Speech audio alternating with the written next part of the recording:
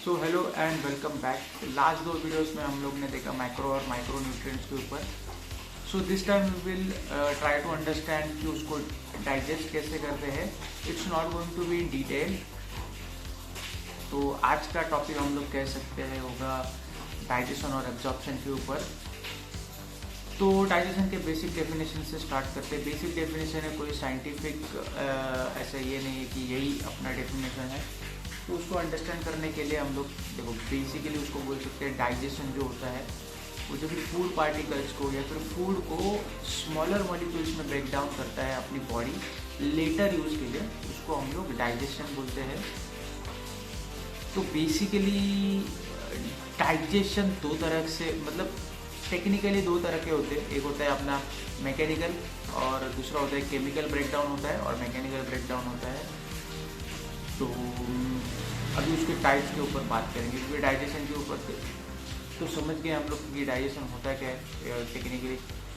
तो वो break down करता है फूड पार्टिकल्स को स्मॉलर मॉलिक्यूल्स के लिए अपने यूज़ के लिए मतलब अपनी बॉडी के यूज़ के लिए।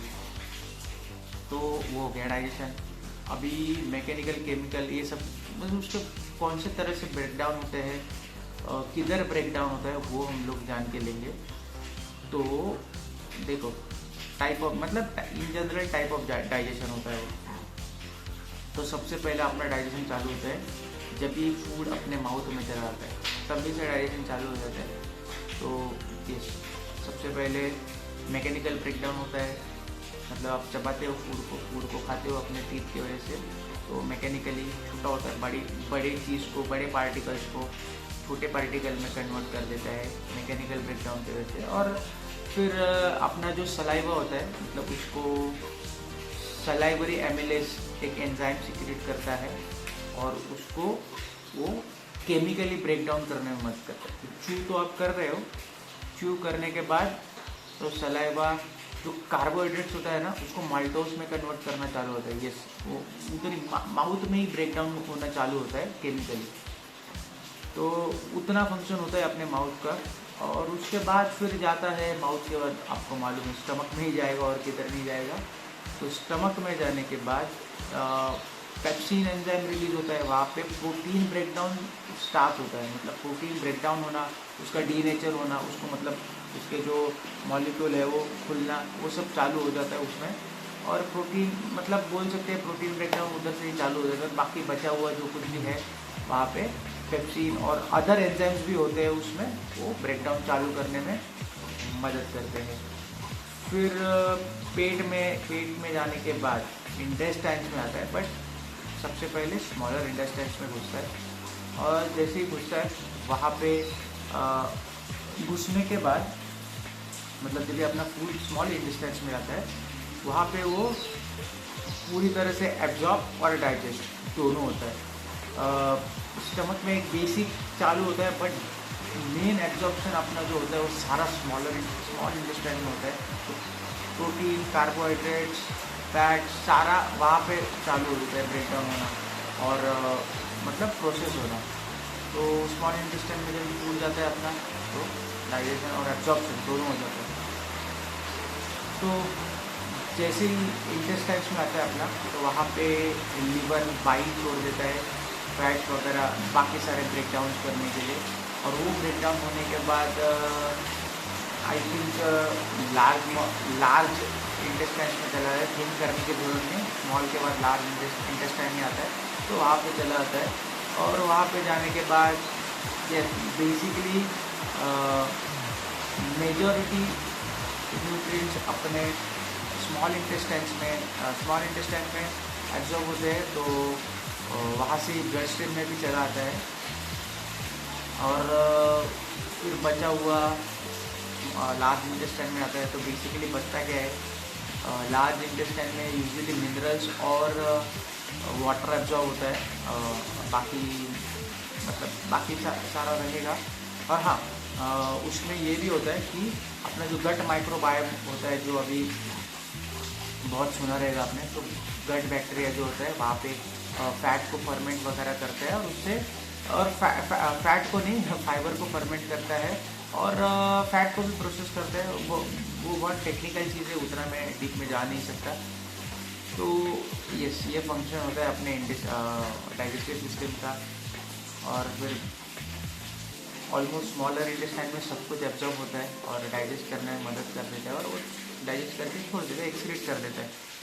तो ये सारी प्रोसेस होती है अपने डाइजेशन में। और देखो, इट्स स्मॉल टॉपिक, और उसके ऊपर ज़्यादा डिटेल में बात करके उतना कुछ मतलब है नहीं, बट इट्स नेसेसरी, क्योंकि डाइजेशन कैसे होता है, मतलब आपने ये सुना रहेगा कि आप डाइजेशन पे सारा मतलब पूरा ये रहता है कि अपनी बॉडी कैसे रिस्पॉन्ड करेगी, कैसे कैसे क्या कर सकते हो। तो थोड़ा सा स्पोर्ट न्यूट्रिशन में उसमें हेल्प करता है अपना। तो कार्बोहाइड्रेट इनटेक का टाइमिंग बोल सकते हो, मतलब कभी आपको कार्ब्स खाना है, कौन से कार्ब्स कभी खाने हैं। तो अगर आप बोलोगे अभी मैं वर्कआउट करने जा रहा हूँ तो कार्ब्स खाने हैं, तो मैं फाइबर खाता हूँ। फाइबर तो कार्ब्स का ही टाइप है, तो वो चलेगा नहीं। It won't give you the energy, it won't give you energy भी आपको नहीं दे पाएगा उतनी, उसको डाइजेशन में ही टाइम लग जाएगा। तो you will be sluggish in the gym, और या फिर कोई भी आप स्पोर्ट्स एक्टिविटी कर रहे हो तो वहाँ पे थोड़ा सा आप स्लगिश होने लगोगे। तो यस, कार्ब के टाइमिंग, प्रोटीन की टाइमिंग मैटर नहीं करती, but when it comes to digestion it does.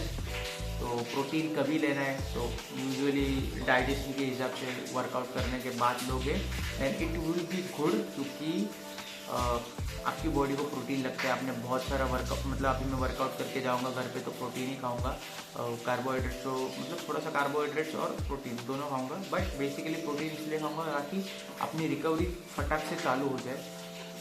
Gains में उसकी वजह से कुछ नहीं होता, एब्जॉर्ब डाइजेशन की वजह से उसमें कुछ नहीं होता, उसका कुछ रोल नहीं होता। आप प्रोटीन कभी भी खा सकते हो, but if you are eating after your workout it's generally good, because आपकी रिकवरी फास्ट चालू होती है और प्रोटीन हेल्प करता है रिकवरी में। तो yes, recovery point of view के हिसाब से वो सब होता है। फैट वेट भी आपको मालूम है कैसे, उसके ऊपर ही डिपेंड रहता है, डाइजेशन के ऊपर कितना कौन सा फैट खाना है, क्या खाना है।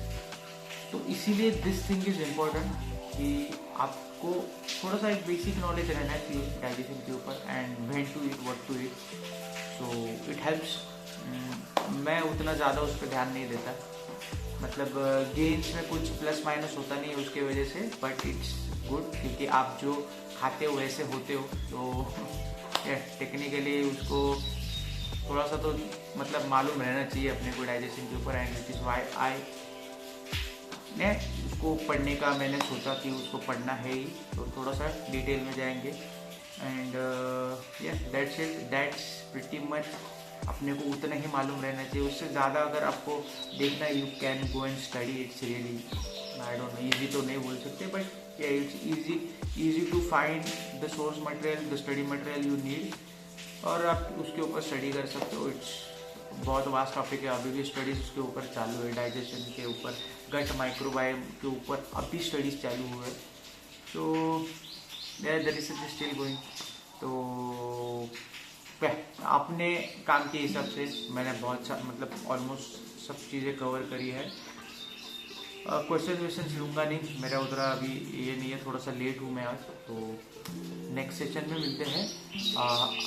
अभी तक आपने देखा है, thank you for watching, and bye bye, see you in the next one.